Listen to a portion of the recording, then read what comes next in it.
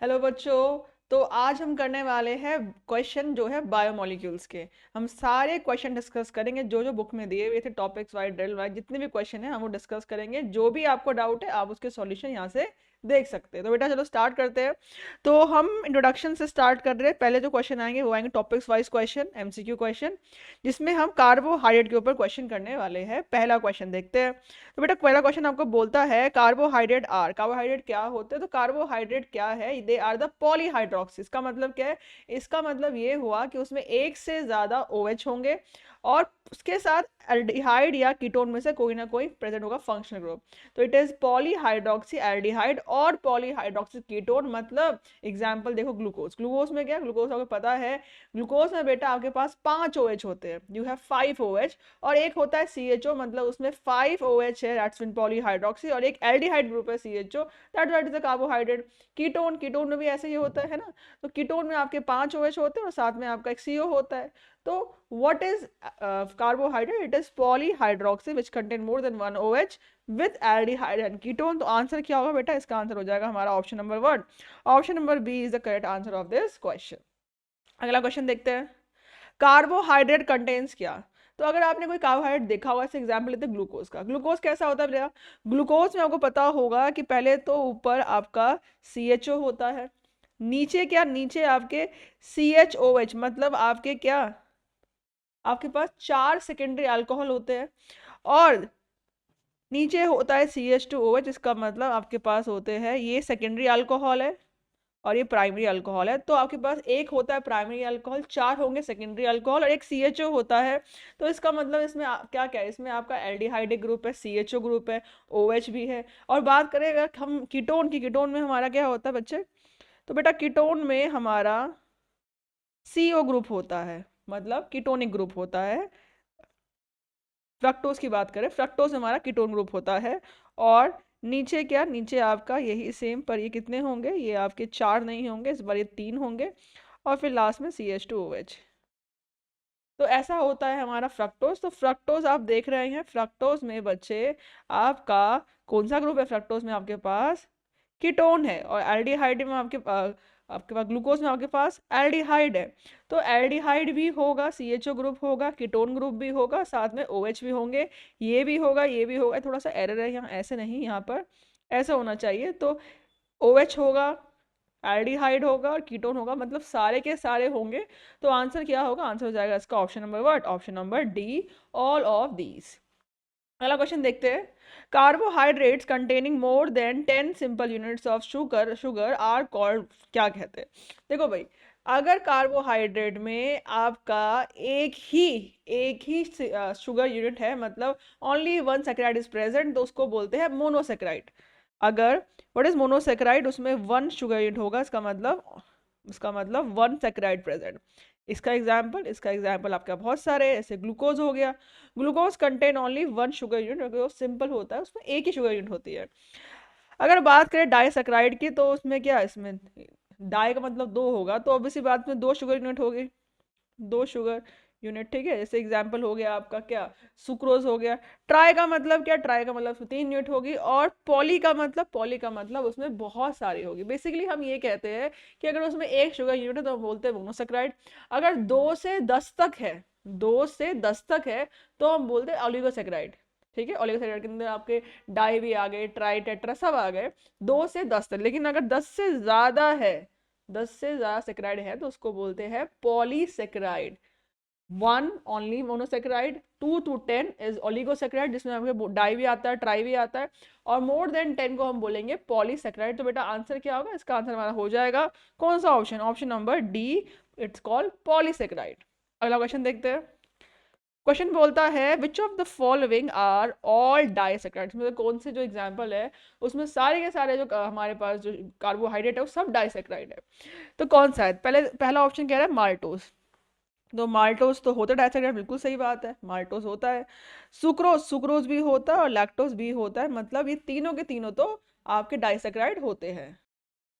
बेटा आगे बोल रहा है आपसे क्या, माल्टोज और लैक्टोज ग्लूकोज। तो माल्टोज तो है, लैक्टोज भी है, पर ग्लूकोज, ग्लूकोज तो आपका मोनोसेक्राइड है। यहाँ ग्लूकोज जो होता है मोनो होता है, अगला बोल रहा है आपको सी ग्लाइकोजन लैक्टोज सुक्रोज। तो ग्लाइकोजन बेटा, ग्लाइकोजन हमारा मोनो होता है, लैक्टोज सुक्रोज तो होता है लेकिन ग्लाइकोजन इज मोनो।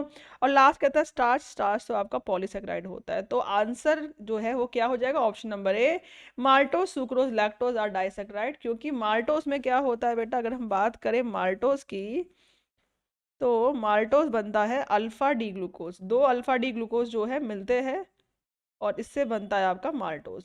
दो अल्फा डी ग्लूकोज से आपका माल्टोज बनता है। तो आप देख रहे हो डाइसेक्राइड दिख रहा है आपको। सुक्रोज किससे बनता है, सुक्रोज बनता है आपका अल्फा डी ग्लूकोज से। पहला यूनिट यही होगा, दूसरा यूनिट जो होगा वो होगा बीटा डी फ्रक्टोज का, है ना। तो इससे बनता है आपका सुक्रोज। और तीसरा तीसरा है lactose. Lactose is also called milk sugar, क्योंकि मिल्क में पाया जाता है। और इसलिए बनता है आपका किससे, ये बनता है आपका अल्फा डी गैल beta D galactose, beta D galactose. और दूसरा बनता है बीटा डी ग्लूकोज से।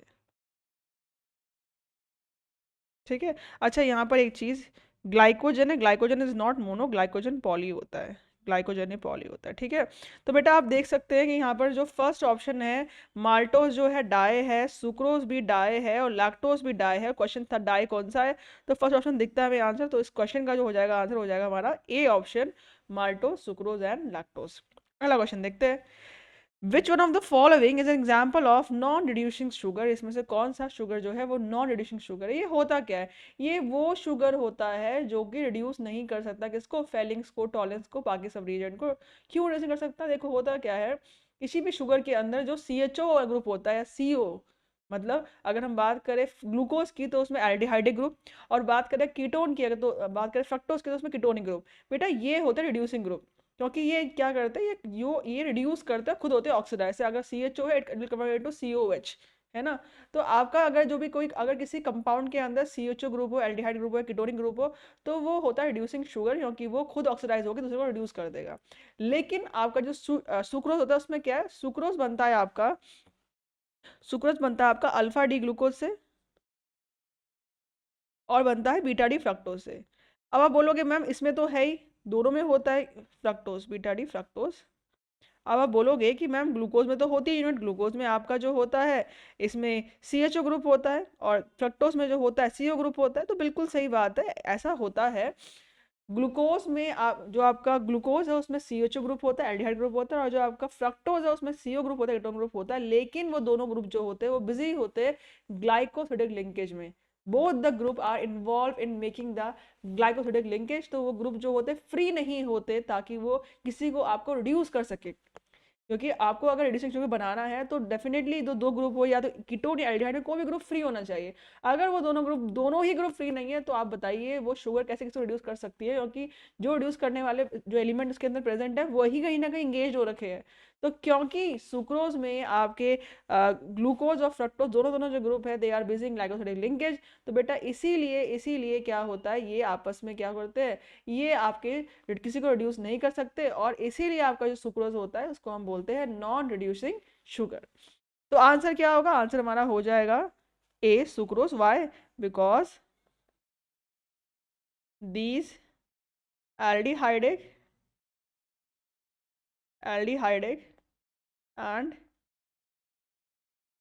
जो कीटोनिक ग्रुप जो होता है वो क्या होता है, आर बिजी इन किसमें, ग्लाइकोसिडिक लिंकेज। तो नॉट अवेलेबल फॉर रिड्यूसिंग, इसको रिड्यूस कर नहीं सकते वो। अगला क्वेश्चन देखते हैं।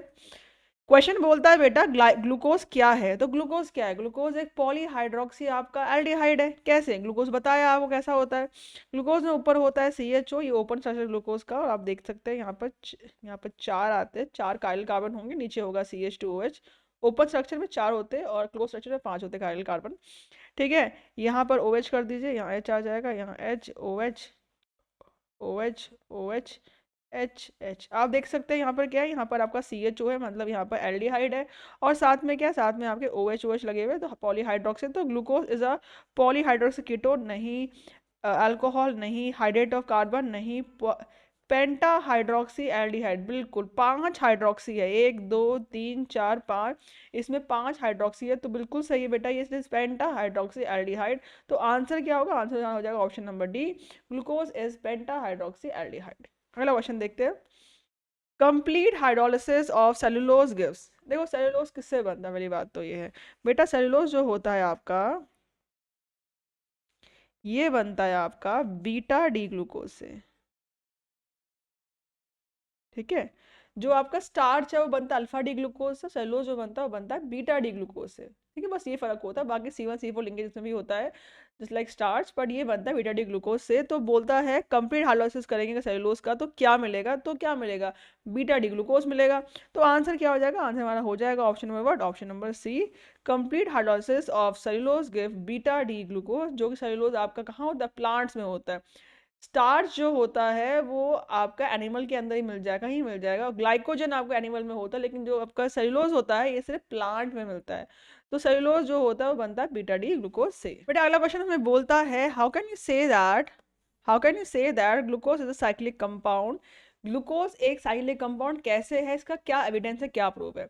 अब देखो होता क्या है, हमारा जो ग्लूकोज होता है उसका एक दो स्ट्रक्चर होते हैं, एक होता है हमारा ओपन चेन स्ट्रक्चर, दूसरा होता है हमारा साइक्लिक स्ट्रक्चर। अब जो स्ट्रक्चर हमारा ओपन चेन स्ट्रक्चर होता है उसमें क्या है, उसमें कुछ रिएक्शन ऐसी है जो ग्लूकोज जो नहीं करता है पर उसे करनी चाहिए थी, जैसे कि रिएक्शन में सोडियम बाइसल्फाइड। अब होता क्या है, ग्लूकोज में है एल्डिहाइड ग्रुप, अगर मैं ग्लूकोज का ये स्ट्रक्चर मानूं जो कि ओपन स्ट्रक्चर है, ये वाला स्ट्रक्चर ग्लूकोज का मानूं, तो बेटा एज पर द स्ट्रक्चर लगा देते हैं एच पहले तो, हाँ, क्योंकि इसमें एल्डिहाइड है, so since it contain CHO group, तो इसीलिए इट्स सपोज टू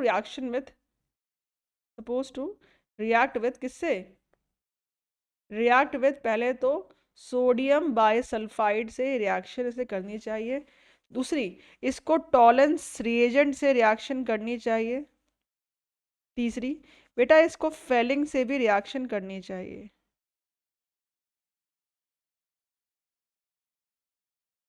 तो इन सब रिएजेंट से glucose should react, because glucose में एल्डिहाइड ग्रुप है, it should also react with Benedict solution, है ना। लेकिन असली में ग्लूकोज जो है रिएक्शन नहीं करता इन सब से। लेकिन फिर क्वेश्चन ये आ गया कि ग्लूकोज क्यों नहीं रिएक्ट कर रहा, ग्लूकोज में तो CHO ग्रुप प्रेजेंट है, भाई जहां जहां CHO ग्रुप प्रेजेंट होता है बेटा वो सारे के सारे जो होते हैं इनसे रिएक्ट करते हैं, पर ग्लूकोज नहीं कर रहा, क्यों, तो बाद में मालूम पड़ा ये CHO ग्रुप जो है ये इंगेज्ड है कहीं, ये CHO ग्रुप कहीं और ही लग बिजी है। तो क्योंकि आपका जो CHO ग्रुप है ये कहीं और बिजी जाता है, क्योंकि इन द साइक्लिक स्ट्रक्चर यहाँ पर जो है बॉन्ड बनता है, इस वजह से आपका जो CHO ग्रुप होता है वो नॉर्मल CHO नहीं है जैसे हम सोचते हैं, उसमें अल्फा बीटा डी ग्लूकोज बनते हैं, जिस वजह से इसके एनोमर्स फॉर्म होते हैं। तो बेटा जब आपका ये CHO ग्रुप किसी और फॉर्म में एग्जिस्ट कर रहा है तो आप बताइए कैसे रिएक्ट कर जाएगा ये सोडियम बाइसल्फाइड टॉलेंस से, फेलिंग से। जो नॉर्मल CHO बिहेव कर रहा है वैसा बिहेव नहीं कर पाएगा ये, क्योंकि ये ऐसा है ही नहीं असली ग्लूकोज में, क्योंकि ग्लूकोज आपको मिलता है इन cyclic form, not in open form. तो ऐसा मिलेगा ही नहीं तो कैसे रिएक्ट करेगा, इसीलिए इसीलिए हम कहते हैं कि क्या प्रूव है ग्लूकोज साइक्लिक है, प्रूव ये है कि बच्चे ग्लूकोज फेल हो जाता है क्या, to react with sodium hydrogen sulphide, to react with Fehling, to react with Tollens, to react with Benedict, उनसे रिएक्ट नहीं कर रहा, इसीलिए हमें कंफर्म हो गया कि ग्लूकोज का ये स्ट्रक्चर तो नहीं होने वाला है। तो इसीलिए बेटा आंसर क्या होगा, आंसर इसका हो जाएगा option number C, that glucose fails to react with sodium hydrogen sulphide. Next question, the change in the optical rotation of freshly prepared glucose और solution of glucose is known as, क्या बोलते हैं। देखो होता क्या है, आपका जो ग्लूकोज होता है वो असल में, अगर आपने मान लीजिए अल्फा डी ग्लूकोज लिया, सपोज करिए आपने अल्फा डी ग्लूकोज लिया है, तो अल्फा डी ग्लूकोज जब सॉल्यूशन में जाएगा, तो बेटा वो बीटा डी ग्लूकोज भी फॉर्म करता है।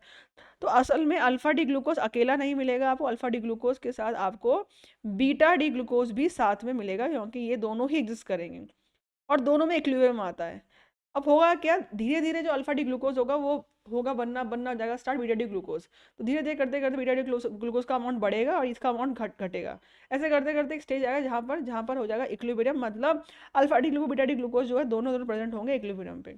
जैसे इक्विलिब्रियम आएगा अब क्या होगा, अब सुनो, जो हमारा अल्फा डी ग्लूकोज होता है बेटा अल्फा डी का जो ऑप्टिकल एक्टिविटी होती है, अल्फा डी की जो स्पेसिफिक रोटेशन की वैल्यू होती है वो होती है हमारे +112 डिग्री। तो इसका मतलब ये है जो स्पेसिफिक रोटेशन है, मतलब जो हम कहते हैं अल्फा डी ग्लूकोज जो हमारा इट इज एक्चुअली रोटेटरी, तो जो लाइट को रोटेट करता है in the clock wise 112 degree. लेकिन बीटा डी ग्लूकोज जो होता है उसका जो वैल्यू होती है स्पेसिफिक रोटेशन की, उसकी वैल्यू होती है हमारी 19। इसकी वैल्यू जो है हमारी वो होती है 19। ठीक है, दोनों ही डेक्स्ट्रो होते हैं, दोनों ही पॉजिटिव होंगे, मैं दोनों ही रोटेट करेंगे लाइट को क्लॉकवाइज। बस फर्क ये होगा, एक होगा 112, दूसरा होगा 19। तो रोटेट ये ज्यादा कर रहा है, रोटेट ये कम करता है। अब है क्या, हमने डाला था अल्फा डी ग्लूकोज सॉल्यूशन के अंदर, ऑप्टिकल रोटेशन जो उसका था वो था 112। लेकिन जैसे ही बीटा डी ग्लूकोज बनना स्टार्ट हुआ भाई, अब ये इसका अमाउंट कम हो गया और इसका अमाउंट बढ़ना स्टार्ट हो गया। समझ रहे हैं आप? तो अल्टीमेटली होगा क्या, होगा ये कि आपका ये कम हो गया। तो जितना आप, अगर ये सिर्फ यही होता, प्योर होता, तो ऑप्टिकल रोटेशन की वैल्यू जो 112 होती, लेकिन असल में ये भी प्रेजेंट है जिसकी ऑप्टिकल रोटेशन थोड़ी कम है। तो इन दोनों का एवरेज लिया जाएगा। अगर मान लो दोनों ही का अमाउंट बराबर बन चुका है तो एवरेज लेंगे, वरना जैसे मान लीजिए अगर इसका अमाउंट जो है एट इक्विलिब्रियम, इसका अमाउंट आपका 60% और इसका अमाउंट जो है 40% है मान लीजिए, तो रिजल्टेंट वैल्यू क्या होगी इक्विलिब्रियम में जो हमारा ऑप्टिकल रोटेशन की, तो क्या होगी, 60% इसका अमाउंट, 60% ऑफ 112 +40% ऑफ 19। तो आप समझ रहे होंगे। तो असल में जो ऑप्टिकल रोटेशन आएगा आपके पास, वो जितना आप एक्सपेक्ट कर रहे हैं 112 वो नहीं आएगा, उससे कम आएगा। और अगर सपोज करिए आपने अगर बीटा डी ग्लूकोज लिया है और सॉल्यूशन डाला है, तो बीटा डी ग्लूकोज जो है वो ये बनेगा।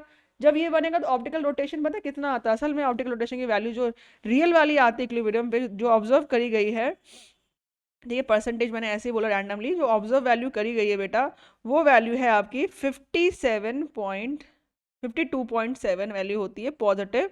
ये है इक्विलिब्रियम मिक्सचर की ऑप्टिकल रोटेशन की वैल्यू, किसकी, ग्लूकोज की, अल्फा डी ग्लूकोज की। ठीक है, तो आपका हो क्या रहा है, अगर अल्फा डी ग्लूकोज जाएगा या सॉल्यूशन या बीटा डी ग्लूकोज जाएगा, कोई भी अगर सॉल्यूशन में जाएगा बच्चों, दोनों के दोनों आपस में इक्विलिब्रियम में आएंगे। तो अगर सिर्फ ये आपने प्योर डाला होगा तो ऑप्टिकल रोटेशन अल्टीमेटली इतना ही होना है उसका, तो बेटा ऑप्टिकल रोटेशन जो है वो घटेगा। अगर आपने सॉल्यूशन में प्योर लिया था बीटा डी ग्लूकोज और सिर्फ यही लिया था, तो पहले इसका जो ऑप्टिकल रोटेशन होगा वो होगा 19। लेकिन जैसे सॉल्यूशन में गया, सॉल्यूशन जाते ही क्या वो आपका ये भी बन गया।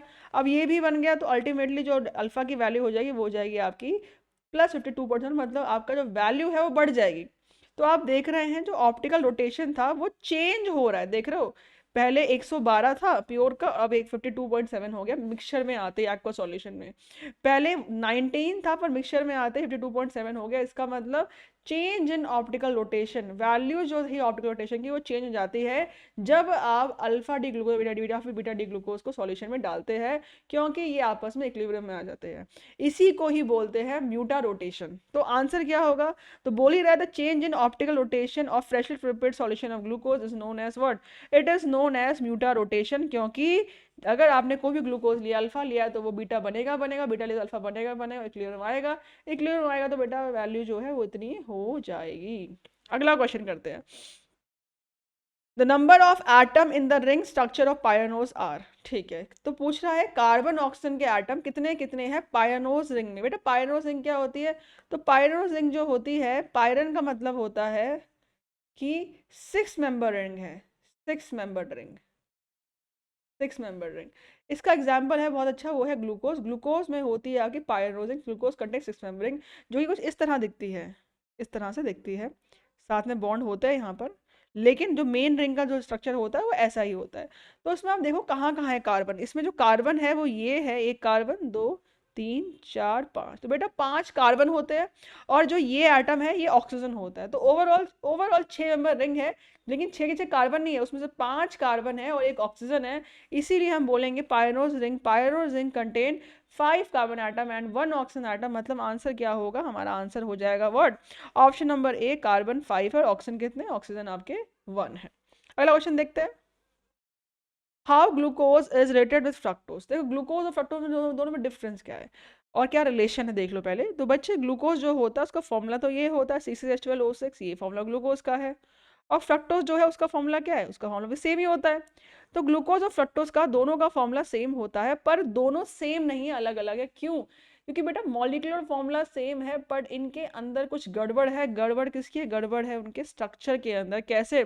ग्लूकोज, बेटा ग्लूकोज आपका कुछ इस तरह दिखता है आपको असली में, CHO, CHOH, 4 होंगे सेकेंडरी अल्कोहल, नीचे प्राइमरी अल्कोहल आपका जो है वो एक होगा। फ्रक्टोज में कैसे? फ्रक्टोज में आपका CH2OH कीटोनिक ग्रुप होता है, फिर आपके 3 होते हैं ये सेकेंडरी अल्कोहल और फिर CH2OH। तो आप देख रहे हैं क्या, ग्लूकोज में आपका जो है ये आपका एल्डिहाइड ग्रुप होता है, और फ्रक्टोज में आपका होता है कौन सा ग्रुप? कीटोन ग्रुप, है ना, फ्रक्टोज कटेंगे कीटोन ग्रुप। तो बेटा देखो फॉर्मूला दोनों का सेम है, पर दोनों का जो स्ट्रक्चर है उसमें डिफरेंस है। किसमें डिफरेंस है? इसके ग्रुप में। ग्लूकोज में आपका एल्डिहाइड ग्रुप है, CHO ग्रुप है, तो इसीलिए, और फ्रक्टोज में कीटोन ग्रुप है, तो हम क्या बोलेंगे? डिफरेंस है स्ट्रक्चर में, लेकिन आपका जो है फॉर्मूला सेम है, तो ये आइसोमर है। अब आइसोमर बहुत तरह के होते हैं, chain isomer, position isomer, functional isomer, isomer बहुत तरह के होते हैं। ये कौन सा आइसोमर होगा? तो आप देखो इसमें डिफरेंस जो हो रहा है, क्रिएट हो, डिफरेंस क्यों हो रहा है? डिफरेंस आ रहा है क्योंकि दोनों में फंक्शनल ग्रुप अलग अलग है। और अगर पढ़ा होगा आपने फंक्शनल आइसोमर में, तो एल्डिहाइड कीटोन आपस में अगर सेम मॉलिक्यूलर फॉर्मूला हो तो एल्डिहाइड कीटोन दे show functional isomer. Aldehyde ketone हो गया, कार्बोक्सिलिक एस्टर हो गया, दे शो फंक्शनल आइसोमर। तो एक में एल्डिहाइड दूसरे में कीटोन है, मतलब ये दोनों सेम तो फॉर्मूला था, पर स्ट्रक्चर अलग अलग है due to the difference in functional group, तो that's why they are called functional isomer. तो बच्चे आंसर क्या होगा? तो आंसर होगा इसमें रिलेशन क्या है? रिलेशन है फंक्शनल ग्रुप आइसोमरिज्म का, glucose and fructose related to each other by functional group isomerism. Right, next question.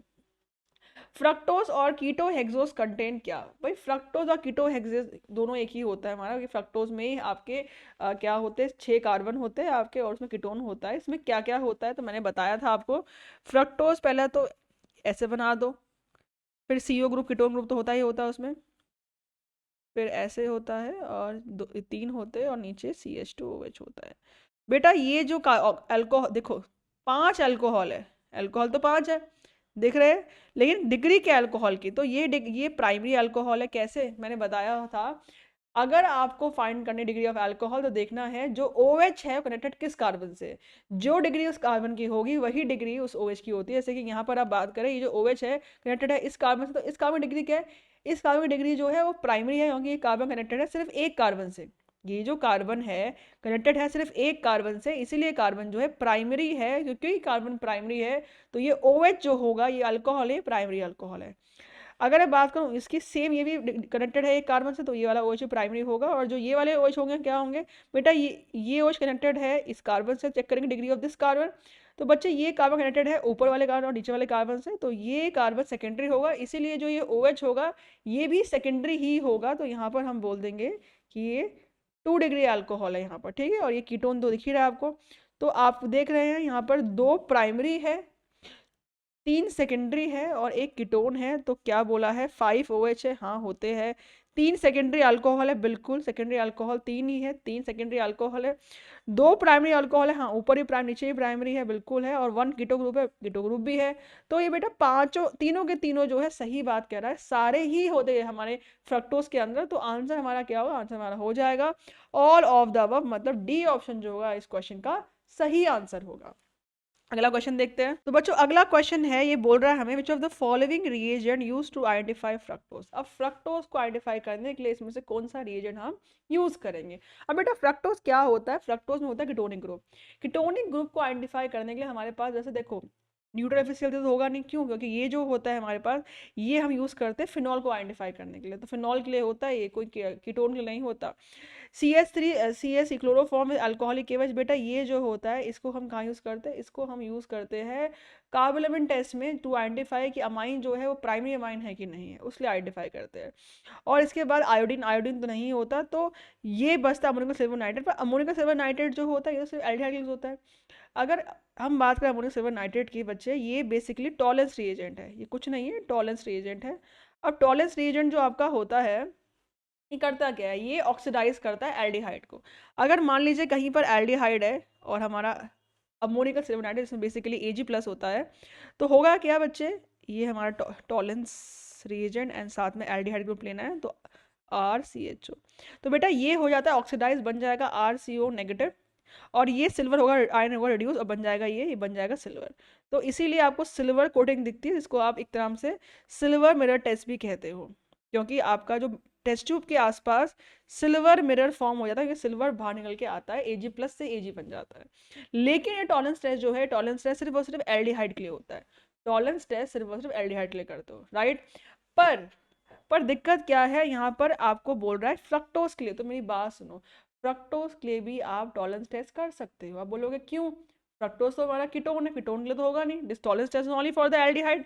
तो बेटा कीटोन जो होता है, कीटोन फ्रक्टोज जो होता है, वो इक्विलिब्रियम में तीन चीज क्या एग्जिस्ट करता है, फ्रक्टोज के साथ ग्लूकोज, ग्लूकोज के साथ मैनोज, तीन चीजें आपस में एक साथ एग्जिस्ट करती है, because they are in equilibrium. Solution के अंदर फ्रक्टोज जो जाएगा तो उसमें आपका कीटो क्या बोलते हैं, ग्लूकोज भी होगा, उसमें मैनोज भी होगा, तीनों साथ में प्रेजेंट होते हैं, because they are in equilibrium to each other. तो जब आपका फ्रक्टोज पानी में गया, असल में फ्रक्टोज के साथ साथ ग्लूकोज भी फॉर्म हो जाता है, तो ग्लूकोज तो देता है ना, glucose is aldehyde group, glucose देता है टॉलरेंस टेस्ट। तो क्योंकि ग्लूकोज जो है टॉलरेंस टेस्ट देगा, इसीलिए फ्रक्टोज भी टॉलरेंस टेस्ट देता है। तो इसीलिए we can identify the fructose in solution by Tollens test, मतलब अमोनिकल सिल्वर नाइट्रेट टेस्ट। तो आंसर क्या होगा, आंसर हो जाएगा option number what, option number C will be answer, क्योंकि फ्रक्टोज तो we can identify by Tollens reagent. Next question देखते हैं, the correct statement above the following disaccharide is, इस जो बनाया है वह स्ट्रक्चर डाइसैकेराइड का, इसमें से क्या स्टेटमेंट जो है इसके लिए करेक्ट होगी। अब थोड़ा सा ऑल्ट्रेशन करना पड़ेगा इसमें, एक्चुअली ना आपको ये हटाना पड़ेगा, इसमें ना ओ लगा दीजिए इस तरह से, ठीक है। This is nothing, this is called glycosidic linkage, इसी को कहते हैं हम ग्लाइकोसिडिक लिंकेज। क्या होती है लिंकेज, जिसमें आपका O H combine and water get remove, और इसमें ओ बीच में ओ लग जाता है, जैसे कि सामने दो OH आ रहे हैं, ये कंबाइन करेंगे by removal of water molecule, H2O बाहर निकलेगा और ये इस तरह से हो जाता है। This is called glycosidic linkage, ठीक है, कुछ ऐसा यहाँ पर होता है। तो देयर इज ग्लाइकोसिडिक लिंकेज। अब ये है क्या, ये स्ट्रक्चर है सुक्रोज का, बेटा ये स्ट्रक्चर जो है ये सुक्रोज का है। सुक्रोज में बना किससे, ये है अल्फा डी ग्लूकोज और ये है बीटा डी फ्रक्टोज, ठीक है। अब बेटा जो अल्फा डी ग्लूकोज हमारा है, इसमें जो है आपका, इसकी रिंग कौन सी, ग्लूकोज देखो रिंग कितने नंबर की है, 1 2 3 4 5 6। तो बेटा ये जो रिंग है, दिस इज पायरनोज रिंग, ये पायरनोज रिंग है। और यहाँ कितनी है, 1 2 3 4 5, तो ये जो है ये फ्यूरानोज रिंग है, फ्यूरानोज रिंग। पहली बात समझ में आ गई, क्योंकि इसमें 6 है और इसमें 5 है। अब लिंकेज की बात करूं, इसमें कोई है, इसमें अल्फा लिंकेज हुआ है, क्योंकि ये जो ग्लूकोज है ये अल्फा ग्लूकोज, अल्फा ग्लूकोज क्या होता है, जब आपके पहले वाला कार्बन जो होता है, ग्लूकोज का पहले वाला कार्बन जो कि आपका ये वाला होता है, जो CHO से जो हम बनाते हैं बाई ऊपर से जो खुलता है ना वाला कार्बन, उस कार्बन की बात कर रही हूँ मैं। अगर वो कार्बन में जो OH है वो अगर राइट साइड है, तो हम बोलते हैं अल्फा ग्लूकोज। अल्फा कब बोलते हैं, जब आपका OH होता है राइट साइड फर्स्ट कार्बन में, और अगर जो आपका OH है अगर वो लेफ्ट साइड है, तो हम बोलते हैं बीटा डी ग्लूकोज। तो ये जो ग्लूकोज है ये अल्फा डी ग्लूकोज है। तो ये जो लिंकेज बनाएगा, ये लिंकेज हो रहा है, this is alpha glycosidic linkage.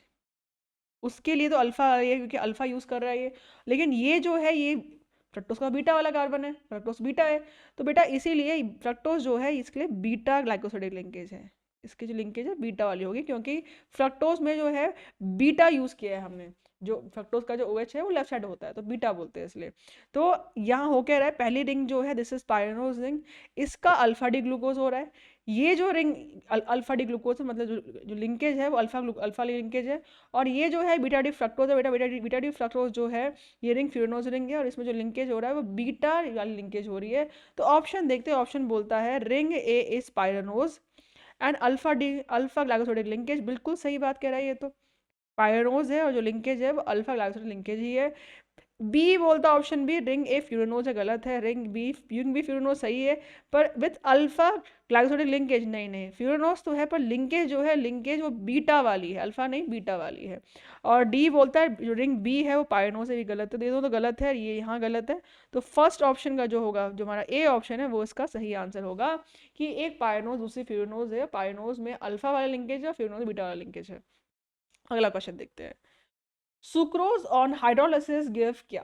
तो बेटा सुक्रोज जो होता है, सुक्रोज आपका दो तरह का होता है, एक होता है अमाइलोज और दूसरा होता है अमाइलोपेक्टिन। तो बच्चे सुक्रोज जो है आपके दो तरह के होते हैं। जो आपका अमाइलोज होता है उसमें 15 से 20% ही स्टार्च होता है, इट इज़ वाटर सॉल्युबल। और जो हमारे पेक्टिन होता है बेटा, उसमें 80 से लेके 80 to 85% होता है स्टार्च, और ये जो होता है वो वाटर इनसॉल्युबल होता है। और ये दोनों के दोनों बनते हैं किसके, दोनों दोनों बनते हैं आपके अल्फा डी ग्लूकोज से। बस फ़र्क क्या होता है, फ़र्क ये होता है कि इसमें ब्रांचिंग भी होती है, इसमें ब्रांचिंग हो जाती है, और ये सिर्फ लीनियर होता है, बस ये फ़र्क होता है ना। तो दोनों दोनों बेटा, दोनों दोनों बने हैं अल्फा डी ग्लूकोज से, इसीलिए सुक्रोज जो होता है ये आपका जो है it is nothing but made up of only alpha D glucose. तो आंसर क्या है, आंसर है ग्लूकोज और हाइड्रोलाइसिस क्या देगा, तो बेटा जिससे बना है वही देगा ना। तो ए बोल रहा है ग्लूकोज दे, आपका सुक्रोज देगा, ग्लूकोज देगा, माल्टोज देगा, माल्टोज से बना ही नहीं तो माल्टोज क्यों देगा। ग्लूकोज और लैक्टोज देगा, नहीं देगा। ग्लूकोज फ्रक्टोज, फ्रक्टोज तो है ही नहीं, देगा कैसे। और बोल रहा है ओनली ग्लूकोज, हाँ बिल्कुल सिर्फ ग्लूकोज देगा, क्योंकि एक बना है ग्लूकोज से ही, तो सिर्फ ग्लूकोज ही तो देगा, और क्या देगा। तो आंसर क्या होगा, हमारा आंसर हो जाएगा इसमें option number D, it will give only glucose. अगला क्वेश्चन देखते हैं। Amylose is a polymer of, amylose polymer किसका है, मैंने अभी बताया था, सुक्रोज। स्टार्च जो होता है, स्टार्च दो फॉर्म के, दो तरह के होते हैं, अमाइलोज अमाइलोपेक्टिन। अमाइलोज और अमाइलोपेक्टिन दोनों दोनों आपके बनते हैं अल्फा डी ग्लूकोज से ही बनते हैं। बस फर्क होता है कि amylose is linear while amylopectin is branch. तो बना किससे अमाइलोज, अमाइलोज हमारा बना है अल्फा डी ग्लूकोपायनोस, मतलब अल्फा डी वाला ग्लूकोज होता है, वो दोनों में होता है। और ग्लूकोपायनोस क्यों बोला है, ये पायनोस रिंग होती है बिकॉज हम ग्लूकोज यूज करें, ग्लूकोज की आपकी रिंग जो होती है इट इज 6 मेंबर रिंग। तो अल्फा डी ग्लूकोपायनोस जो है हमारा आंसर होगा। अगला क्वेश्चन देखते हैं। अमाइलोपेक्टिन जो है बेटा वो पॉलीमर किसका है, अमाइलोपेक्टिन भी पॉलीमर आपका अल्फा डी ग्लूकोज का ही है। अमाइलोपेक्टिन हो गया, अमाइलोज हो गया, दोनों दोनों बेटा आपके जो स्टार्च से ही, ये दोनों स्टार्च के ही टाइप हैं, और स्टार्च बनता ही अल्फा डी ग्लूकोज से। तो चाहे अमाइलोपेक्टिन कुछ भी हो, वो सब बनेंगे हमारे अल्फा डी ग्लूकोज से। तो आंसर क्या होगा, यहाँ आंसर हमारा हो जाएगा क्या, ऑप्शन नंबर ए अल्फा डी ग्लूकोज। अगला क्वेश्चन देखते हैं। Starch is a polymer of, starch is a polymer of glucose, और व्हाट, स्टार्च बनता है ग्लूकोज से, स्टार्च बनता है अल्फा डी ग्लूकोज से। इसमें जो यूनिट होती है अल्फा डी ग्लूकोज की होती है, और स्टार्च होता है polysaccharide. Starch can be linear, starch can also be branch हो सकता है, डिपेंड करता है स्टार्च कौन से टाइप का है। तो उसका जो आंसर है वो बी है अल्फा डी ग्लूकोज, उसमें से ग्लूकोज लिखा है तो ग्लूकोज ही आंसर है। अगला क्वेश्चन हमें बोलता है, अगला क्वेश्चन बेटा प्रोटीन से क्वेश्चन है, क्वेश्चन देखता है, पहला वाला क्वेश्चन देखते हैं। तो फर्स्ट बेटा फर्स्ट क्वेश्चन हमें बोल रहा है प्रोटीन्स आर व्हाट, पहला option, protein are polypeptide with low molecular weight. देखो प्रोटीन होता क्या, बताती हूँ मैं आपको। प्रोटीन जो आपका होता है ये कुछ इस तरह हम शो करते हैं प्रोटीन को, NH2CrHCOH, ये हमारा जो ये हमारा अल्फा अमीनो एसिड है, this is alpha amino acid, alpha amino acid है ना। अल्फा क्यों बोला है इसको, क्योंकि जो आपका ये जो आपका COH है, ठीक है, इसके बगल वाला कार्बन जो है अल्फा कार्बन, और अल्फा कार्बन पे अमाइन ग्रुप अटैच है, इसलिए नाम पड़ा है अल्फा अमीनो एसिड। क्योंकि जो अमाइनो ग्रुप है वो अटैच है आपके alpha carbon. What is alpha carbon, COH के फंक्शन ग्रुप के बाद वाला कार्बन, मतलब ये हमारा अल्फा कार्बन, इसका लगा NH2, that's why it is alpha amino acid. बेटा जब दो अल्फा अमीनो एसिड मैं इस तरह दिखा रही हूँ आपको, NH2 इस तरह दिखा रही हूँ आपको, ये CHR ले लो इस तरह से, यहाँ COH लिख रही हूँ। जब आपके दो अमीनो एसिड कंबाइन होंगे आपस में, मान लो ऐसे कंबाइन हो रहे हैं, तो क्या होगा, तो दोनों से वाटर निकलता है, व्हेन ये combine water will remove out. मान लीजिए यहाँ से निकल रहा है OH, और यहाँ से एक H निकाल दीजिए, एक काम करिए, इधर वाले से एक H निकाल दीजिए, इसको ऐसे लिख देती हूँ, यहाँ से H निकालिए, वाटर निकलेगा। तो कुछ इस तरह नजर आएगा आपको अमीनो एसिड, इस तरह से आपस में लिंकेज हो जाएगा इस तरीके से, CO और यहाँ पर NH होगा, तो आपको दिखेंगे इस तरीके से। और ये जो लिंकेज जो बनाया है, दिस लिंकेज इज नथिंग, पर इसको क्या बोलते हैं, इस लिंकेज का नाम है पेप्टाइड लिंकेज, इसे बोलते हैं पेप्टाइड लिंकेज। बेटा जो पेप्टाइड लिंकेज जो होता है, अभी मैंने दो लिए अमाइनो एसिड तो बना पेप्टाइड लिंकेज, तीन लूंगी तो बनेगा दो, दो बनेंगे दो लिंकेज। अगर लूंगी मैं चार अमाइनो एसिड तो बनेंगे आपके ट्राईपेप्टाइड लिंकेज। अगर मैं आपके बहुत सारे लूंगी अमाइनो एसिड तो बनेंगे पॉलीपेप्टाइड लिंकेज।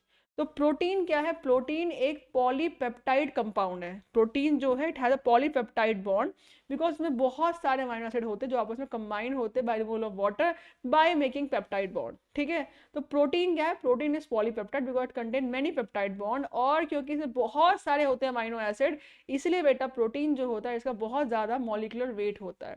तो हम कहते हैं प्रोटीन क्या है, protein is a polypeptide, it has lots of peptide, है ना, bond with higher molecular mass, क्योंकि इसमें बहुत सारे होंगे अमाइनो एसिड, तो मॉलिक्यूलर मास ऑब्वियसली बात है अपने आप बढ़ ही जाएगा।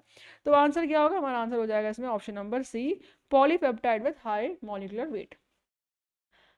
अगला question, which one of the following protein transport oxygen in the blood stream. बेटा इनमें से कौन सा प्रोटीन जो होता है ब्लड स्ट्रीम में आपको क्या करता है, ऑक्सीजन ट्रांसपोर्ट करता है। ऑक्सीजन ट्रांसपोर्ट होता है बाय हीमोग्लोबिन। हीमोग्लोबिन में हमारा होता है आयरन। आयरन जो होता है बेटा ऑक्सीजन से बाइंड करता है, और जहां जहां ब्लड जाएगा वहां वहां हीमोग्लोबिन जाएगा, और वहां वहां वो उसे ऑक्सीजन सप्लाई करेगा। तो हमारा ऑक्सीजन सप्लाई करने के पूरी बॉडी में जो ब्लड स्ट्रीम में जो हमारे प्रेजेंट है वो कौन है, वो होता है हीमोग्लोबिन। तो आंसर क्या होगा, आंसर होगा हमारा डी। हीमोग्लोबिन में बेसिकली आयरन जो होता है वो ऑक्सीजन से कंबाइन करता है। हीमोग्लोबिन पूरी रिंग नहीं कर रही कंबाइन ऑक्सीजन से, सिर्फ आयरन जो होता है जो सेंटर में होता है मेटल, वो कर रहा है कंबाइन ऑक्सीजन से, और वही रिस्पॉन्सिबल है पूरी बॉडी में ऑक्सीजन पहुंचाने का। ठीक है, चलिए अगला question, which of the following statement is are true. क्या इसमें से सही है। इज आर मतलब more than one can be correct, क्योंकि आंसर देखो दे रखे मोर देन वन वाले। पहला बोलता है all amino acid contain one chiral centre, नहीं ये गलत है। Not all amino acids except one. कौन सा है, ग्लाइसिन। ग्लाइसिन बेटा कैसा, ग्लाइसिन आपको ऐसा दिखता है इस तरह से। देखो यूजली हम ऐसे दिखाते हैं अमाइनो एसिड को इस तरीके से, कार्बन होगा, यहाँ पर हम COH लिखते हैं, यहाँ पर लिखते हैं H, और यहाँ लिखते हैं हम R। तो बेटा ग्लाइसिन में जो होता है, ये जो R होता है for glycine, R equal to होता है H। तो ग्लाइसिन आपका इस तरह से होगा। अब देखिए ग्लाइसिन में आपके कार्बन के पास 2 H लगे हुए हैं, तो आप खुद देखिए ग्लाइसिन में कार्बन के 2 बॉन्ड सेम हो गए। कब कहते हैं कंपाउंड कायरल है, कब कहते हैं वो कार्बन एटम कायरल है, जब कार्बन के सारी वैलेंसी अलग अलग हो। लेकिन आप देख रहे हैं कार्बन के 2 वैलेंसी सेम हो गए, दोनों एचएस लगे हुए, तो क्या ये कार्बन कायरल हुआ, नहीं ये कार्बन हुआ हमारा ए कायरल। तो बेटा इसीलिए ग्लाइसिन जो होता है ये ए कायरल होता है, क्योंकि इसमें कार्बन जो है it is not the valencies of carbon are not satisfied by 4 different type of species. इसमें 2 जो हाइड्रोजन है वो आपके सेम लगे हुए हैं, इसी वजह से ग्लाइसिन इज अ कायरल, और इसीलिए ये स्टेटमेंट इनकरेक्ट हो गई।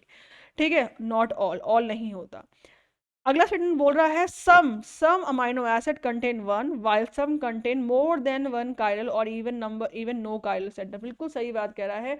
देखो कुछ अमाइनो एसिड में कायरल सेंटर एक होता है, कुछ में एक भी नहीं होता, जैसे ग्लाइसिन में एक भी नहीं है, एक ही इसमें एक भी नहीं है ग्लाइसिन होता है, और कुछ में मोर देन वन प्रेजेंट होते हैं। क्यों, क्योंकि अगर मान लीजिए जो आर प्रेजेंट है वही आर में कार्बन कायरल हो गया, तो देखो ये कार्बन तो कायरल होना ही होना है, एक्सेप्ट ग्लाइसिन ये कार्बन तो कायरल होना है, क्योंकि अगर आर कुछ भी आया इनको छोड़ के, तो दिस कार्बन कुछ भी आ गया कार्बन, तो ये कार्बन जो होगा this carbon will be chiral.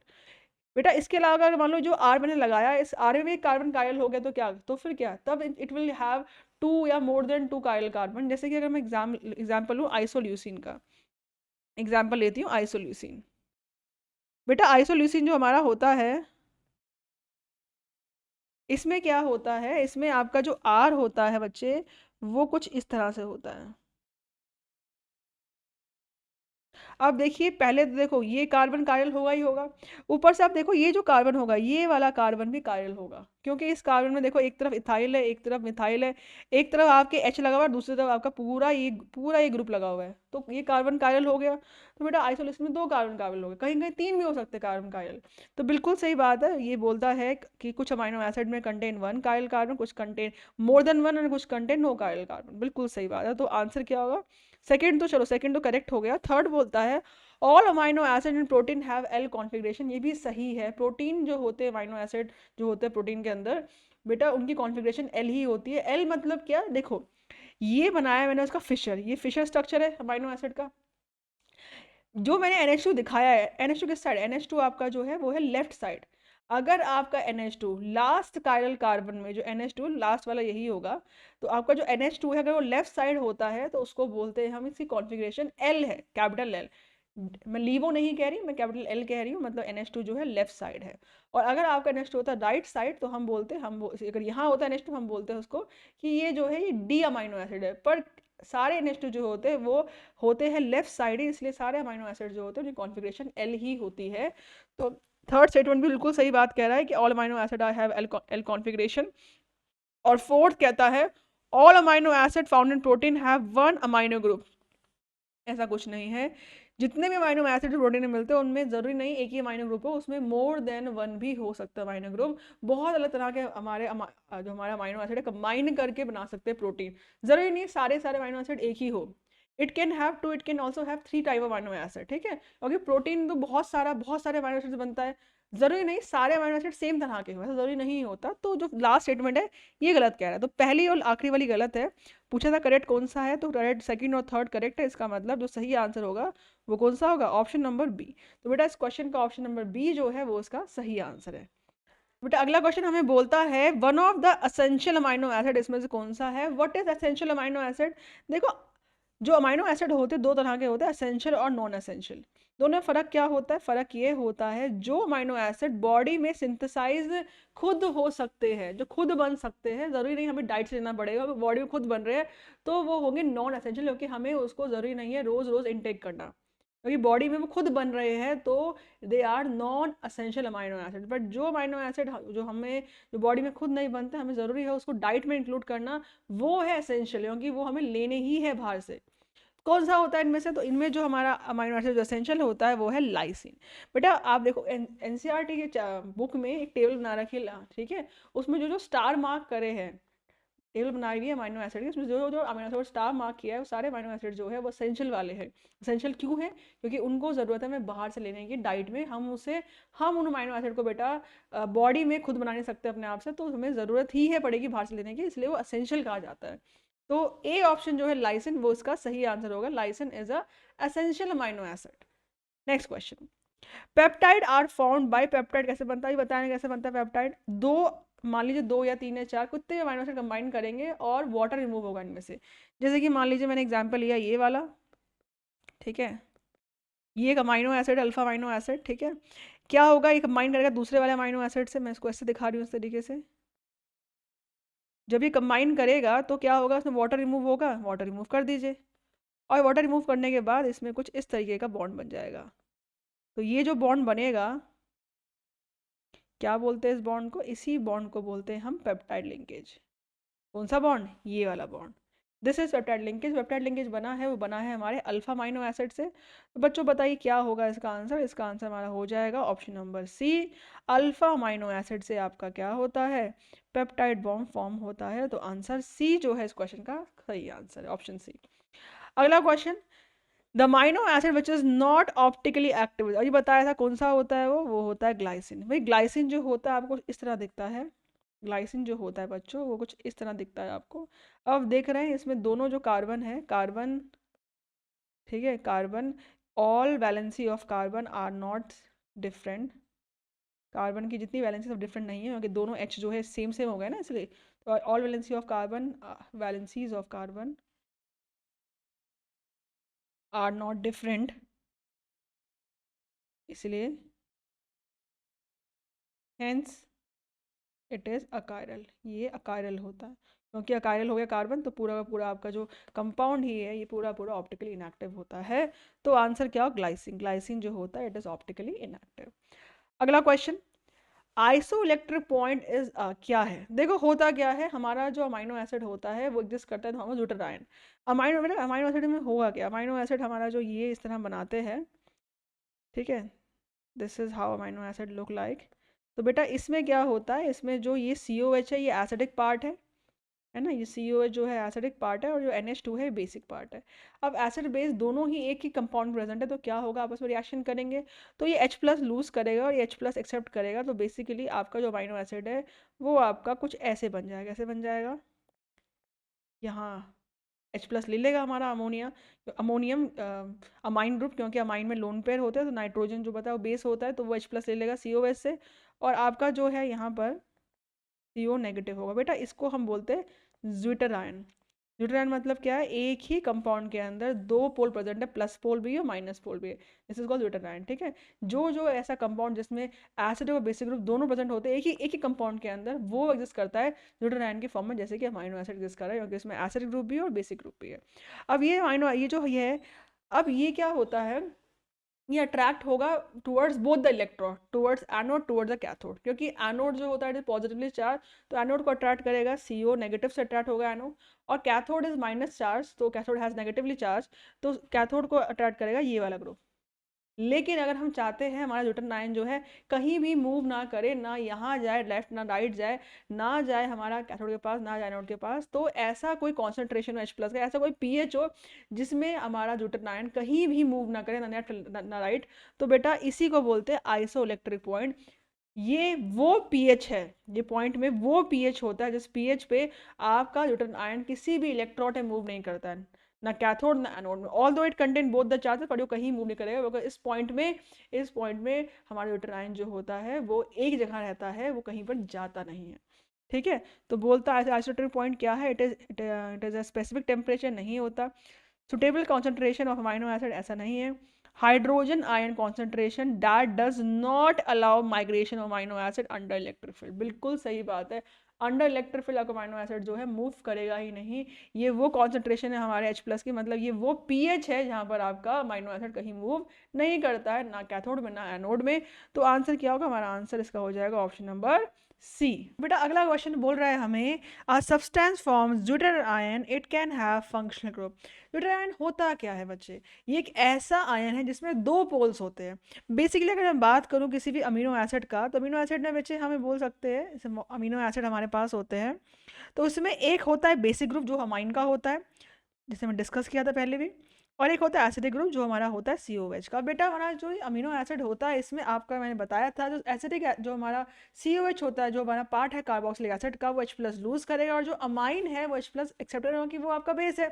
तो होगा क्या, असल में आपका जो अमाइन है वो आपका ग्रुप ऐसा बन जाएगा, ठीक है, प्लस चार्ज आ जाएगा because it will accept the H+ ion, और जो आपका कार्बोक्सिलिक एसिड वाला पार्ट था वो हो जाएगा CO नेगेटिव, और यहाँ कार्बन में तो आ रहा है। तो ये जो बना है इसमें जो डाइपोल बन गए हैं, ये दो पोलैरिटी आ गई है, इसी को हम बोलते हैं क्या, इसी को हम बोलते हैं ज्यूटर आयन।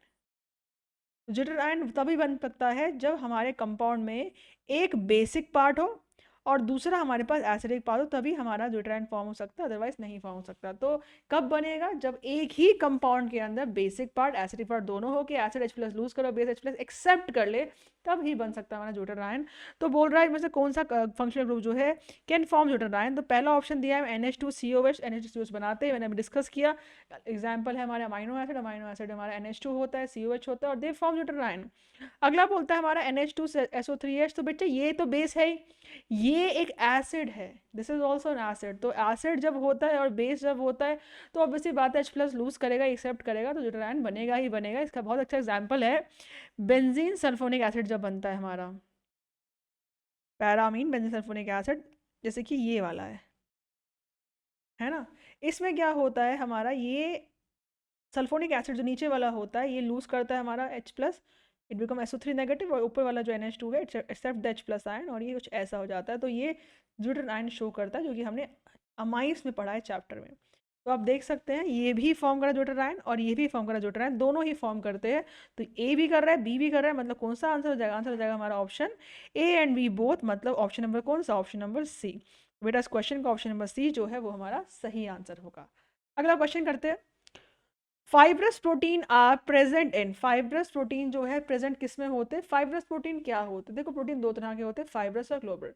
फाइब्रस क्या होता है, जिसमें आपके प्रोटीन स्ट्रक्चर होगा जिनमें आपस में अट्रैक्शन होगी, है ना, कौन सी होगी, H बॉन्डिंग हो गया, वेंडर फोर्स ऑफ अट्रैक्शन, दो प्रोटीन की जो चेन होगी उसमें आपस में अट्रैक्शन होगी by van der Waals force of attraction, they are attracted to each other, by hydrogen bonding they are attracted to each other. तो ये अट्रैक्शन होगी, वो स्पेरिकल कॉलिंग नहीं होगी इसके अंदर, बस नॉर्मल पॉलीपेप्टाइड चेन रन होगी, और दो चेन की आपस में अट्रैक्शन होगी by simple van der Waals force of attraction, hydrogen bonding etcetera.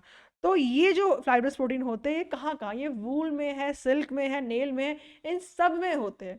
अगर बात करूँ मिल्क की, एग की, उनमें होता है ग्लोबुलर प्रोटीन।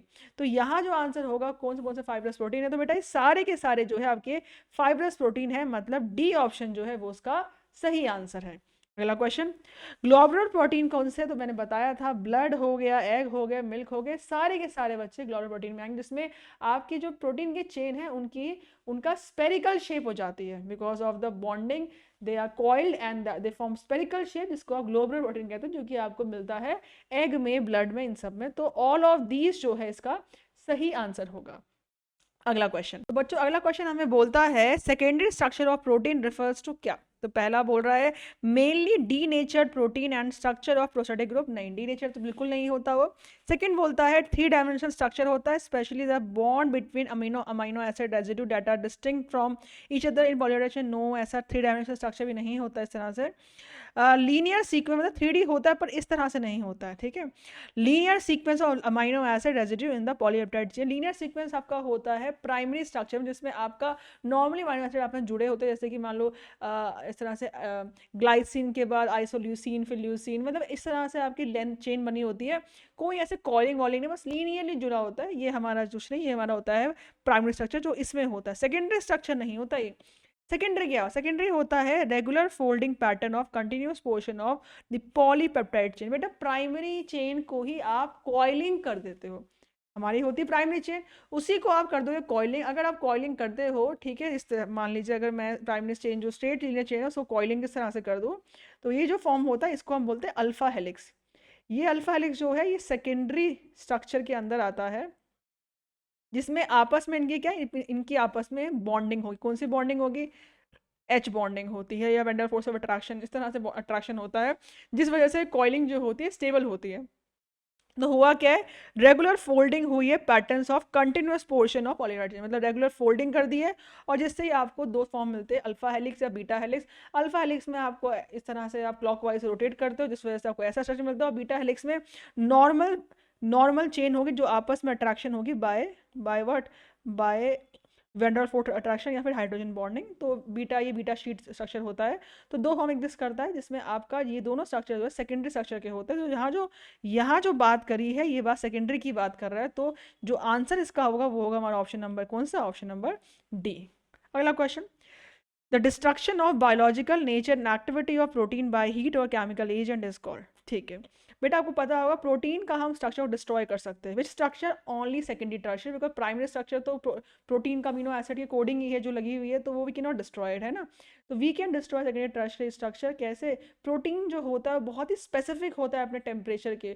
प्रोटीन जो हमारे होते हैं वो अगर टेम्परेचर बढ़ाओगे तो उनकी कॉइलिंग जो होती है वो अनकॉइल हो जाते हैं। अगर उनकी कॉइलिंग जैसे हो रखे थे अगर वो हो जाएंगे अनकॉइल, तो अपनी प्रॉपर्टी अपनी जो प्रॉपर्टी है, खास प्रॉपर्टी जो उसको बनाती है वो प्रोटीन, उसको लॉस कर देते हैं। तो ये होता है जब टेम्परेचर बढ़ाएंगे या पीएच चेंज कर देंगे या टेम्परेचर घटाएंगे, मतलब if you change temperature, if you change pH, ये सब चेंज कर देंगे तो आपका प्रोटीन जो होता है उसकी जो कॉइलिंग हो रखी हो, जिस तरह से उसका स्ट्रक्चर बना होता है, इट बिकम अनकॉइल्ड और सेकेंड टर्शियरी स्ट्रक्चर अपना लॉस कर देता है। तो इसीलिए जो होता है आपका इस प्रोटीन का हो जाएगा डीनेचुरेशन, और जो प्रोटीन जिससे प्रोटीन अपना एक्टिविटी को लॉस कर देता है, बायोलॉजिकल एक्टिविटी प्रोटीन खराब हो जाती है। फॉर एग्जाम्पल एग को जब हम बॉयल करते हैं, when you boil the egg, बेटा प्रोटीन का जो स्ट्रक्चर होता है वो हो जाएगा अनकॉइल, जिस वजह से प्रोटीन अपना सेकेंडरी टर्शियरी स्ट्रक्चर को लॉस कर देगा और आपका प्रोटीन हो जाएगा डीनेचर्ड, मतलब अपनी बायोलॉजिकल एक्टिविटी को लॉस कर देगा। तो यहाँ क्या आंसर होगा, इसके अकॉर्डिंग जो आंसर यहाँ पर होगा वो होगा बी ऑप्शन, डीनेचुरेशन। अगला क्वेश्चन, बेटा क्वेश्चन बोल रहा है denaturation of protein leads to loss of biological activity, हम जानते ही है क्या होता है, कैसे, क्यों, by formation of amino acid, नहीं, लॉस ऑफ प्राइमरी स्ट्रक्चर, नहीं, प्राइमरी स्ट्रक्चर कभी लॉस नहीं होता डीनेचुरेशन में। प्राइमरी स्ट्रक्चर बस क्या है, वो आपके अमीनो एसिड का सीक्वेंस है जो कभी खराब नहीं हो सकता। बस आपका डीनेचुरेशन में आपकी जो कॉइलिंग होती है वो होगी अनकॉइलिंग, मतलब सेकेंडरी टर्शियरी स्ट्रक्चर वो खराब होगा, प्राइमरी को आप खराब नहीं कर सकते बाय हीटिंग और बाय चेंजिंग द पीएच, ठीक है।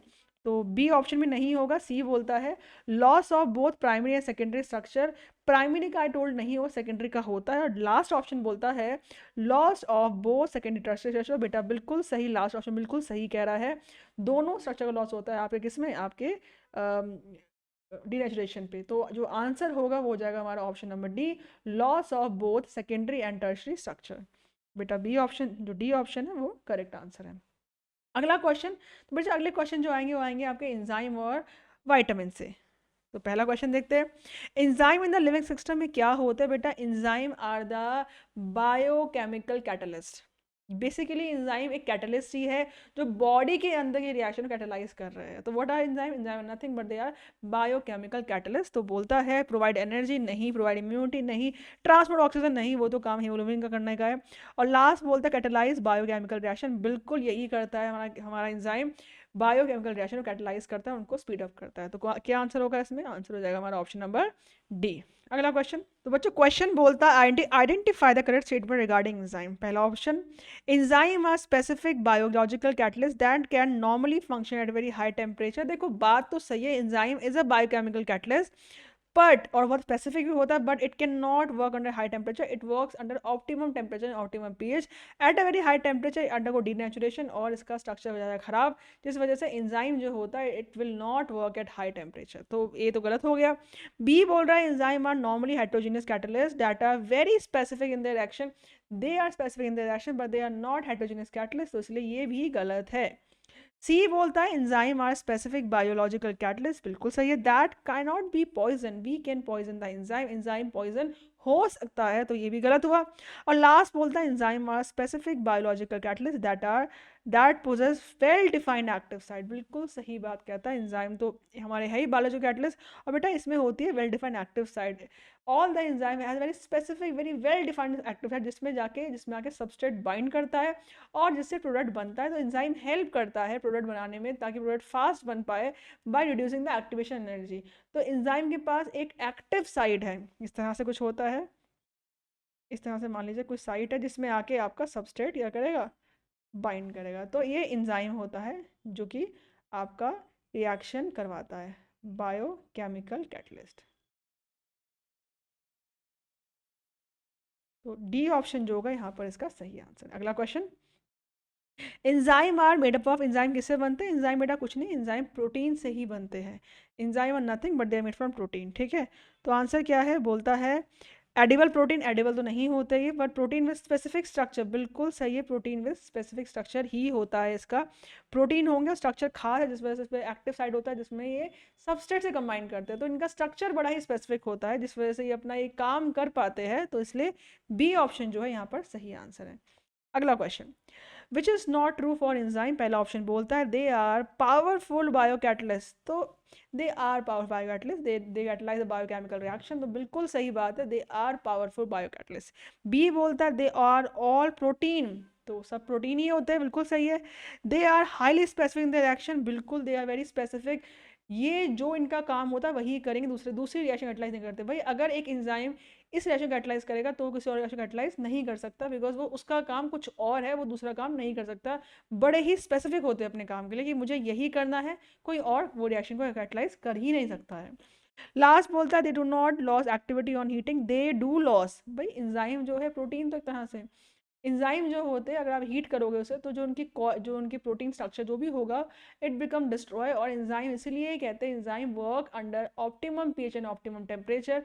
अगर आप टेम्परेचर बढ़ाओगे तो ऑब्वियसली बात है एंजाइम कैन नॉट फंक्शन, इसलिए इसीलिए अगर बॉडी टेम्परेचर बहुत ज़्यादा होता है तो ऑब्वियसली बात है एंजाइम काम नहीं कर पाते अच्छे से, इसलिए टेम्परेचर चाहिए ऑप्टिमम और चाहिए पीएच चाहिए ऑप्टिमम टू वर्क एफिशिएंटली। तो आंसर क्या होगा? आंसर होगा हमारा ऑप्शन नंबर डी, जो कि नॉट ट्रू स्टेटमेंट है अबाउट एंजाइम। अगला question, the organic compound of high physiological importance which are essential in small amount for the well being of all human beings are। बोल रहा है ऐसा कौन सा ऑर्गेनिक कंपाउंड है जो कि बहुत ज़्यादा ज़रूरी है स्मॉल अमाउंट में ह्यूमन बीइंग के लिए। तो बेटा कौन से ऐसे चीज़ है जो बहुत ज़्यादा ज़रूरी है? क्या वो प्रोटीन है, क्या वो वाइटामिन है, क्या वो मिनरल सॉल्ट है, या फिर वो एंजाइम है? तो बच्चों हमें हमारी डाइट में बहुत ज़रूरी होता है विटामिन को इंक्लूड करना, बिकॉज विटामिन भले ही स्मॉल अमाउंट हमें चाहिए बॉडी में, लेकिन हमें चाहिए होता है हमारी लाइफ को एफिशिएंट, हमारे बॉडी को एफिशिएंट काम करने के लिए। तो विटामिन वो कंपाउंड है जो कि बहुत ज़रूरी है, compound of high physiological importance which are essential in small amount for the wellbeing. Too much vitamin is also not good for the health, क्योंकि ज़्यादा वाइटामिन ले लोगे, इसलिए कहते हैं बिना डॉक्टर प्रिस्क्राइब करे हुए वाइटामिन टैबलेट कभी खानी नहीं चाहिए। विटामिन ज़्यादा भी नहीं चाहिए, कम भी नहीं चाहिए, दे have very very small amount चाहिए, पर बहुत ही कम ना हो कि बॉडी में जीरो हो जाए, ये भी नहीं चाहिए, और बहुत ज़्यादा भी नहीं चाहिए होता विटामिन। तो they have very high importance but in a small amount. तो आंसर क्या होगा? आंसर हो जाएगा इसका बी ऑप्शन विटामिन। अगला क्वेश्चन देखते हैं, the vitamin which are water soluble, इन सब में से कौन से वाइटामिन आपके वाटर सॉल्युबल है? तो बच्चे वाटर सॉल्युबल वाइटामिन जो होते हैं वो दो तरह के होते हैं water soluble vitamin, vitamin B, vitamin B and vitamin कौन सा? हमारा विटामिन जो है कौन सा, सी। बेटा ये जो दो विटामिन है यही वाटर सॉल्युबल है, इनके अलावा जितने विटामिन आप पढ़ोगे सारे के सारे वाटर इनसॉल्युबल होते हैं। तो आंसर क्या होगा, बोल रहा है कौन सा विटामिन आपका वाटर सॉल्युबल है, तो ई नहीं होता, के नहीं है, डी नहीं है, बी जो है vitamin it is water soluble, तो इसका डी ऑप्शन जो है वो करेक्ट आंसर है। अगला question, the chemical name of vitamin B one is क्या। तो बेटा बी वन का नाम क्या है, देखो विटामिन बी का, ई1 का, विटामिन बी5 का, विटामिन बी2 का अपने एक खास नाम भी, इस नाम से क्वेश्चन हमारे एग्जाम में आते हैं। जैसे कि बात को विटामिन बी1 की, तो बेटा इसका नाम होता है क्या, इसका नाम होता है थायामीन। तो थायामीन को हम विटामिन बी1 कहते हैं। अगला क्वेश्चन, जो the following is a fat soluble vitamin. तो फैट सॉल्युबल विटामिन कौन से होते हैं, विटामिन देखो बी एंड सी जो होते हैं ये वाटर सॉल्युबल होते हैं, और इनको छोड़ के बाकी जितने भी है वो सारे सारे फैट सॉल्युबल है। तो आपके सामने लिखा हो विटामिन ए, तो आंसर क्या होगा, आंसर होगा vitamin A. Vitamin A is fat soluble. बाकी सारे, बेटा ये सारे सारे विटामिन बी ही है, ये सारे विटामिन बी के टाइप है। ऐसे ये देखो, ये हमारा क्या है, ये हमारा बी1 हो गया, ये हमारा बी2 हो गया, हमारा बी5 हो गया। तो सारे सारे विटामिन के टाइप ही है और कुछ नहीं है, सब विटामिन बी के ही टाइप है। सिर्फ ए जो है यही हमारा विटामिन ए है, तो ये हमारा फैट सॉल्युबल होगा। अगला question, beriberi is cause due to. देखो बेरी बेरी एक डिजीज है जो कि होती है विटामिन डेफिशिएंसी से। कौन सा विटामिन बच्चे, विटामिन बी1 डेफिशिएंसी से बेरी बेरी होता है।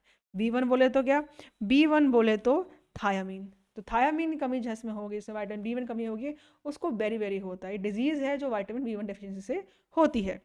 अगला क्वेश्चन, बेटा क्वेश्चन हमें बोलता है कि the vitamin that is most readily manufacture in our body. कौन सा विटामिन है जो हमारी बॉडी मैन्युफैक्चर होता है। देखो विटामिन वैसे हम अपनी डाइट में लेते हैं, पर एक विटामिन हमारी बॉडी मैन्युफैक्चर होता है, हमारी बॉडी में ही होता है, पर वो एक्टिवेटेड नहीं होता। वो एक्टिवेट होता है बाय सनलाइट। जब सनलाइट उसे पड़ती है तब वो होता है एक्टिवेट, और तब हमारी बॉडी में वो बनता है। वो कौन सा विटामिन है बेटा, वो है विटामिन डी, जो कि सनलाइट से मिलता है हमें। सनलाइट विटामिन डी देती नहीं है हमें, सनलाइट से विटामिन डी हमारी बॉडी में मैन्युफैक्चर होता है। तो विटामिन डी जो है हमारा, it is most readily manufacture in our body. अगला क्वेश्चन देखते हैं। बेटा क्वेश्चन हमें बोलता है कि deficiency of which vitamin can cause night blindness and eye disease. ठीक है, नाइट ब्लाइंडनेस का, नाइट ब्लाइंडनेस हमारी होती है विटामिन ए कमी से। कहते हैं ना कि खाना जो अपने हैं वो गाजर खाओ, ये खाओ, क्यों, क्योंकि अगर आप विटामिन ए नहीं लोगे तो उससे होता है नाइट ब्लाइंडनेस, मतलब रात को नहीं दिखता है। तो विटामिन ए डेफिशिएंसी जो होते हैं it will cause night blindness. अगला क्वेश्चन देखते हैं। तो बच्चे अगले क्वेश्चन जो हमारे होंगे वो होंगे न्यूक्लिक एसिड और हॉर्मोन्स में। बच्चे क्वेश्चन देखते हैं वन बाय वन। पहला question, nucleic acid are polymer of. देखो बेटा न्यूक्लिक एसिड क्या होता है, देखो न्यूक्लिक एसिड बनता है न्यूक्लियोटाइड से। व्हाट इज न्यूक्लियोटाइड, देखो एक होता है न्यूक्लियोसाइड और एक होता है न्यूक्लियोटाइड। न्यूक्लियोसाइड क्या होता है, जब आपके शुगर में आपके 1' पोजीशन पे बेस जुड़ेगा तब बोलते हो आप न्यूक्लियोसाइड। और अगर आपके 1' पोजीशन में बेस जुड़ने के साथ साथ क्या, आपके अगर 5' पोजीशन में बेटा फॉस्फेट ग्रुप जुड़ता है, क्या जुड़ता है, फॉस्फेट ग्रुप। इसका मतलब ये हो गया कि न्यूक्लियोसाइड में जुड़ता है जब फॉस्फेट ग्रुप, तब बनता है आपका न्यूक्लियोटाइड। बेटा न्यूक्लियोटाइड जो होता है यही रिपीट कर करके बनाते हैं क्या, यही बनाते रिपीट कर करके आपका डीएनए। तो डीएनए जो है it is a polymer of nucleotide. बहुत सारे न्यूक्लियोटाइड जाके होते मिलते हैं, जुड़ते हैं और बनता है आपका डीएनए। तो डीएनए जो है it is a polymer of what, it is a polymer of nucleotide. बच्चे अगला क्वेश्चन हमें बोल रहा है न्यूक्लिक एसिड जो है इसमें से किसका पॉलीमर है।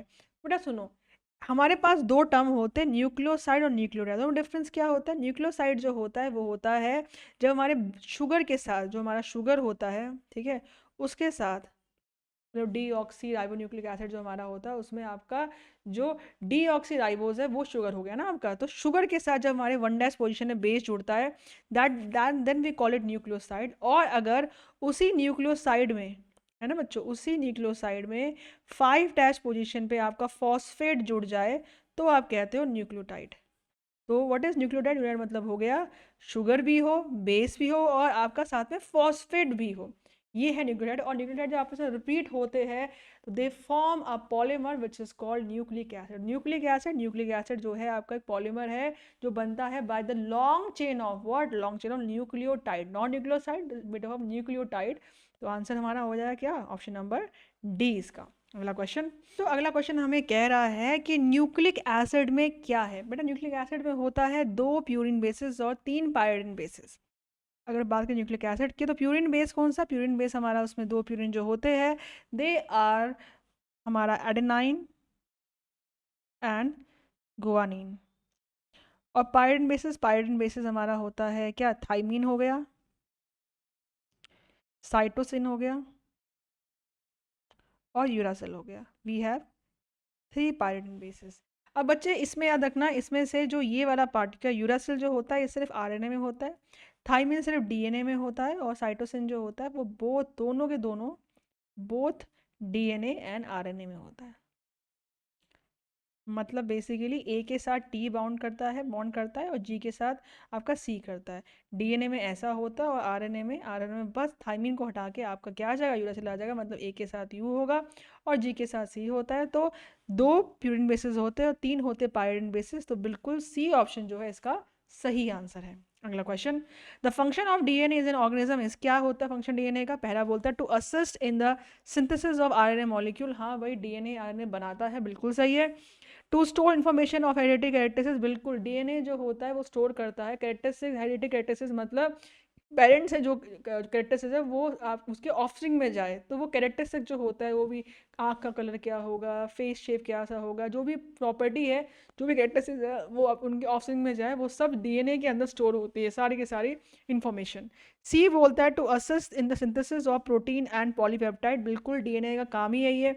डीएनए बेटा हेल्प करता है synthesis of protein and polypeptide में, और इसलिए जो सारे के सारे ऑप्शन जो है सही बात कह रहे हैं। तो आंसर क्या, ऑप्शन नंबर डी जो होगा हमारे क्वेश्चन का सही आंसर होगा। अगला question, which set is a correct pairing. ठीक है, पेयरिंग पूछा, responsible for the structure of DNA. DNA बताया, डीएनए में क्या होता है, डीएनए में बेटा ए के साथ टी होता है और जी के साथ क्या होता है, सी होता है। तो इसका आंसर तो देखिए ए के साथ टी, जी के साथ सी कहाँ पर है, तो हमें दिख रहा है कौन सा ऑप्शन, बेटा ऑप्शन नंबर ए हमें साफ साफ दिख रहा है। तो इस क्वेश्चन का ऑप्शन नंबर ए जो है वो सही आंसर होगा। अगला क्वेश्चन देखते हैं, the pyridine basis present in DNA. DNA में कौन सा प्रेजेंट होता है बेटा, पायरिडिन बेसिस।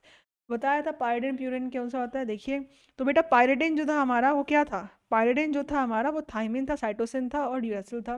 जिसमें सिर्फ यूरासिल डीएनए में होता है, साइटोसिन और थाइमिन जो होता है आपका डीएनए में, दोनों में डीएनए में होता है। तो बेटा क्या होगा उसका आंसर, क्या होगा, साइटोसिन एंड थाइमिन। मतलब कौन सा option, option number C DNA में है, साइटोसिन और यूरासिल आपका आरएनए में होता है। तो इसका मतलब ऑप्शन नंबर सी जो है वो इसका सही आंसर होगा। ठीक है, लिख लेते हैं, डीएनए में आपका होता है सी एंड टी और आरएनए में आपका होता है, बात करेंगे पायरिडिन बेसिस, प्यूरिन बेसिस का तो पता ही वो फिक्स है, वो तो पायरिडिन बेसिस के आरएनए में होता है आपका कौन सा, सी एंड यू। अगला question, the sequence in the structure of nucleic acid का सीक्वेंस क्या होता है बेटा। न्यूक्लिक एसिड में सबसे पहले आता है आपका क्या, फॉस्फेट ग्रुप लिखते हैं, फिर लिखते हैं हम पेंटोज और फिर बाद में लिखते हैं बेस। मतलब पेंटोज जो शुगर होता है उसके साथ बेस जुड़ा होगा 1' पोजीशन में और जुड़ा होगा फॉस्फेट इन 5' पोजीशन। ये होता है सीक्वेंस लिखने का। तो ऑप्शन नंबर जो बी है इसका वो इसका सही आंसर होगा। अगला question, hormones function as, hormones क्या है, तो हार्मोन एक मैसेंजर है जो कि बॉडी को मैसेज देते हैं जिससे बॉडी क्या है फंक्शन करती है। जैसे कि आपका टेस्टोस्टेरोन हो गया है ना, ऑर्जेस्ट्रॉन हो गया आपका आपका क्या बोलते हैं एड्रेनलिन ग्लैंड्स हो गए, वो आपको हार्मोन देते हैं। तो ये जो हार्मोन है जिसकी वजह से बॉडी जो है फंक्शन कर पाती है वो हार्मोन है। चाहे ह्यूमन बॉडी हो प्लांट बॉडी हो, दोनों को हार्मोन चाहिए होता है। तो हार्मोन एक मैसेंजर होते हैं, they are the chemical messenger body में रिलीज होते हैं जिस वजह से बॉडी जो है अपना फंक्शन करती है, जो उसको राइट टाइम में सही डिसीजन लेना है बॉडी वो काम करती है। तो हार्मोन्स। अगला क्वेश्चन हमारा है, which of the following hormones help in the conversion of glucose into glycogen. Glucose को ग्लाइकोजन कन्वर्ट करने के लिए कौन सा हार्मोन रिस्पॉन्सिबल है बेटा, इंसुलिन जो होता है वो काम करता है। इंसुलिन ग्लूकोज में काम करता है, ग्लूकोज कन्वर्ट करता है आपके ग्लाइकोजन में। मतलब कौन सा ऑप्शन, ऑप्शन नंबर ए जो होगा इस क्वेश्चन का सही आंसर होगा। अगला क्वेश्चन देखते हैं, विच of the following hormone contain iodine. इनमें से कौन से हार्मोन में आयोडीन होता है। तो बच्चे अगर आपने पढ़ा है कि किस हार्मोन में क्या होता है तो पढ़ा होगा थायरोक्सिन में।